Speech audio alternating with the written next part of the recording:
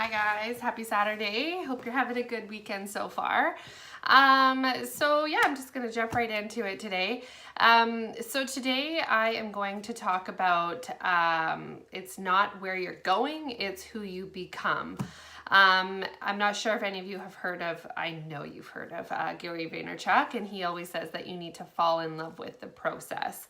And it's so true. And that's why I want to talk to you about it today. So basically, I have a few notes here because I always do. I don't want to lose my train of thought and not know what on earth I'm supposed to be talking about.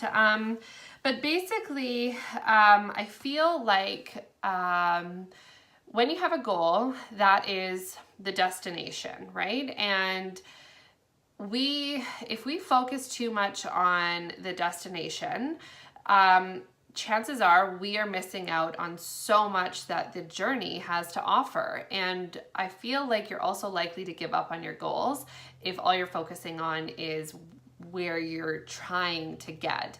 And if you are doing the things and you don't love what you're doing, then why are you doing it, right? And when you finally reach a certain goal or destination, you're likely going to already have something waiting, right? Like, I feel like, we always are trying to push ourselves to grow and to achieve more. And by the time you hit this, this level or this goal or this destination, you are probably already thinking what's next, right? And if you're not really enjoying that whole process, then I feel like that thing that you've worked so hard to get to is just gonna almost feel like, you're not gonna take the time to enjoy and celebrate that achievement as well. And that kind of, might not really sound like it ties into the process or whatever, but I feel like it does. Like, I feel like it's all part of your journey, and you need to take the time to celebrate your victories. You need to take the time to enjoy what you're doing. And if what you're doing doesn't excite you to get up in the morning and go do it, then why are you doing it?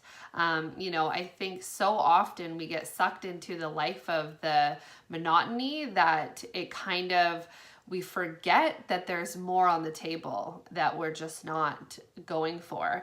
And so, I think too, when we focus on the journey and we go through that journey or that process, it's preparing you and making you into the person that you need to be to fulfill that role. So if you're striving for a promotion, it's preparing you to be able to have that promotion and be good at it when you get there. If you start a business and you're trying to grow a team, I feel like the journey is preparing you to lead that team, right? Like, if you just are plunked into a business and you've got all of these people and you have no experience, or you're fresh out of university, you're not going to get a job as a manager, right? Like, you're going to need to go through the experience first, so that when it comes time to managing your team, you know what to do and you're good at what you do, right? Like, so I feel like things happen in the time that they're supposed to when you have become the person that you are supposed to be to fulfill that role. So trust the process, enjoy the process, and embrace it. So the day that I was doing my notes for this video, so currently I'm reading Girl Wash Your Face for the third time, and there is a discussion book that goes with a discussion guide that goes with the book, and it just kind of helps you break down each chapter and really like pull from it the things that apply to you, and really kind of helps you just dig deep and kind of get the most out of the book. And I love that, because so often, we read a book and then it's like gone once we put it out. So it's awesome because it really helps you just get the goods out of the book. So anyways, when I was doing the notes this day, the chapter was, so each chapter starts with a lie that she used to tell herself. And the lie was, I thought I would be farther along by now. And she's talking about you know, like just her journey and different things. And if she didn't go through this, then she wouldn't have that. And it's like very clear in hindsight that this is what she was supposed to be doing, or this is what she was supposed to have. And so it just, you know, kind of puts it into perspective to just trust that journey and that process.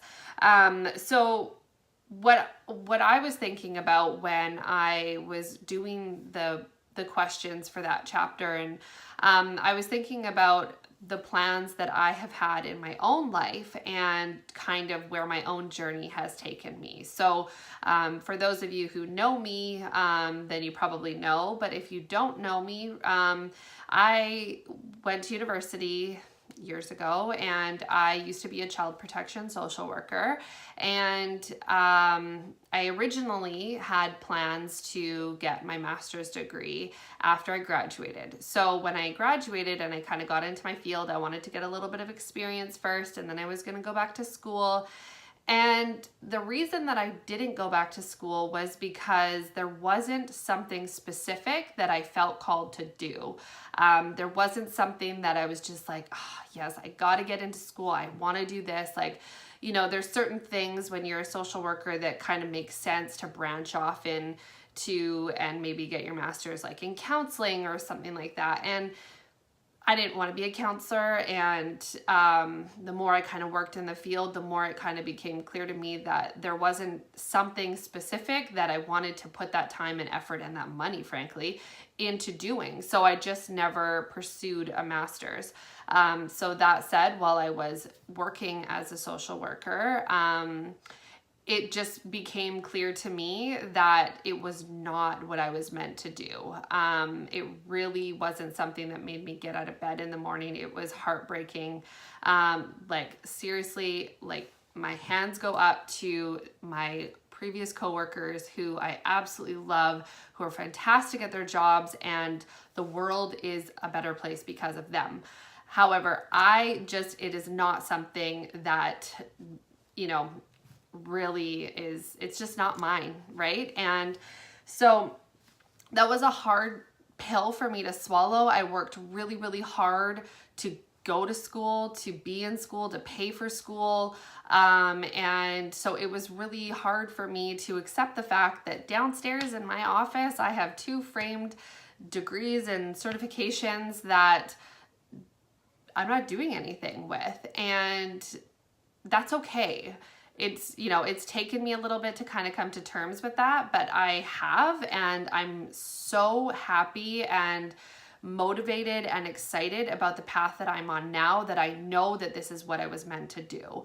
And had I gone and got my master's degree, had I gone back to work just for the sake of, you know, making the paycheck, I would be very unhappy, and I wouldn't be doing what I'm doing now for sure.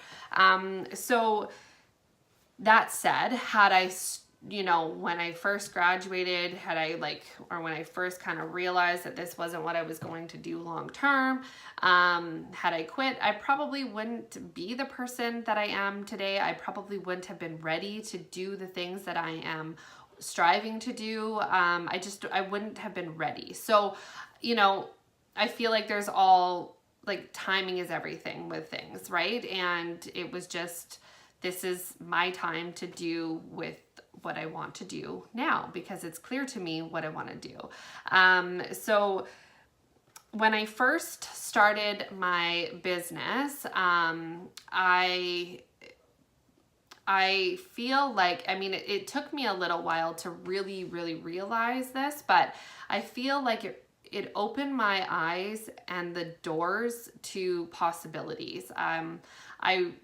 When I think about what I want to do now, and what I'm working towards doing, I don't really feel like I want to share that on YouTube at the moment because it feels a little too vulnerable for me. But when I think about what I want to do, and back then, you know, I feel like I would have looked at the people that I strive to be like, and that I'm working towards doing similar things to what they do. I feel like I thought, oh, that's so awesome. I love what they're doing. I wish I could do that, but, you know, I just can't. but I never really stopped to think like, why can't I? Of course I can. I could do whatever I want to do. It's just, am I willing to? Am I willing to put myself out there? Am I willing to work towards that and to become that, right? And I don't honestly think that had I not started my business, been surrounded by like-minded people who really, just lift you up and encourage you to do what you want to do and to pursue what you want to pursue, I don't know that I would have actually come to that realization, especially if I had stayed in the field that I was in just because of the fact that I had a piece of paper for it, that I worked dang hard to get, right? Like, it, and now that I have, I'm super excited about it. Like, I set my alarm at 4:45 every day to get up and work towards those goals because that's what I want to do, and it makes me excited. I love that time in the morning to be able to work towards those things.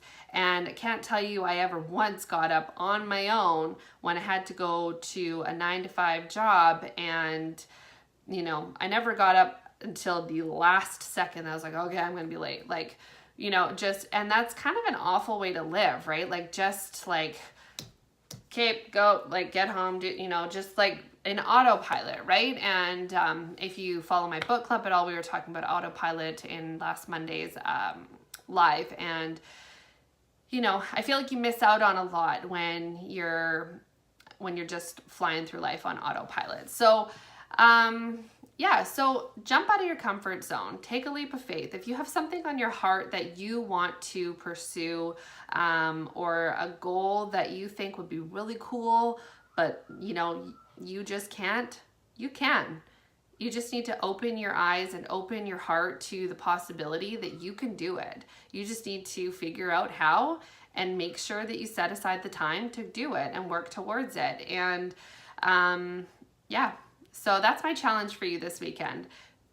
If there's something that you're thinking about, take a leap of faith and get out of your comfort zone this weekend. So anyways, that's it for me today. I hope that you guys have a great weekend, and I will see you next week.